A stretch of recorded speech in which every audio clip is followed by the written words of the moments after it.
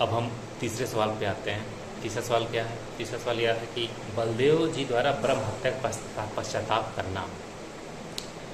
पक्षियों ने बलराम जी द्वारा ब्रह्म हत्या का पश्चाताप करना एवं उसके निवारणार्थ सरस्वती में जाने का वृत्तांत जमनी ऋषि को सुनाना प्रारंभ किया।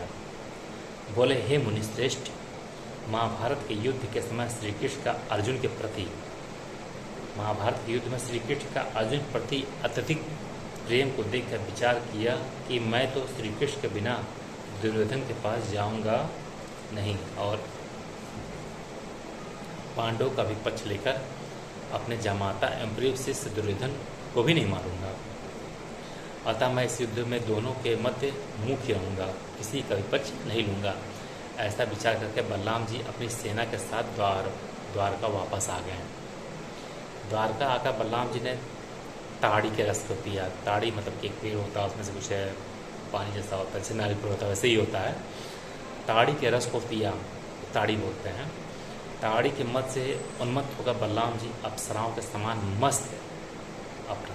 समान मस्त अपनी स्त्री रेवती के हाथ को पकड़कर अपने ससुर रैवत के सुंदरतम उद्यान में गए। मद के प्रभाव से बलराम के पैर लड़का रहे थे, वे सुंदर रमणियों के मध्य गिरे थे। बलराम जी ने उद्यान में विभिन्न प्रकार के कमल, पुष्प एवं हंसों, जल मुर्गियों तथा अन्य जलीय पक्षियों व जंतुओं से युक्त सुंदर तालाबों को देखा। सभी मौसम के फल वाले वृक्षों को देखा।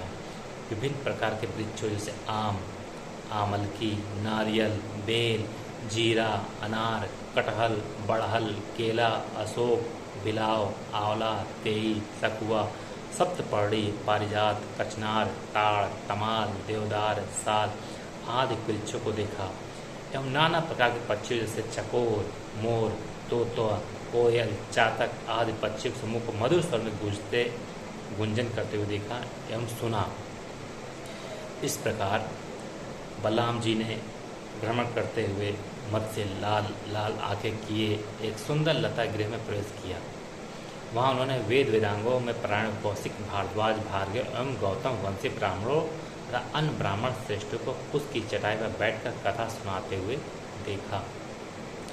कथा सूत जी महाराज कह रहे थे कथा में पौराणिक देवताओं एवं ऋषियों के चरित्रों का वर्णन हो रहा था। वहाँ उपस्थित सभी ब्राह्मणों ने खड़े होकर हाथ जोड़कर बलराम जी को सम्मानित किया, परंतु सूत जी अपने आसन पर ही बैठे रहे, जिससे बलराम जी ने अपना अपमान माना एवं सूत जी का वध कर दिया। बलराम जी ने सूत जी का वध कर दिया क्योंकि उन्होंने प्रणाम नहीं किया। सूत जी ब्रह्मलोक को गए और ब्राह्मण गणों ने भी बलराम को घृणा की दृष्टि से देखते हुए अपनी चटाई उठाई और अपने आश्रम को चले गए।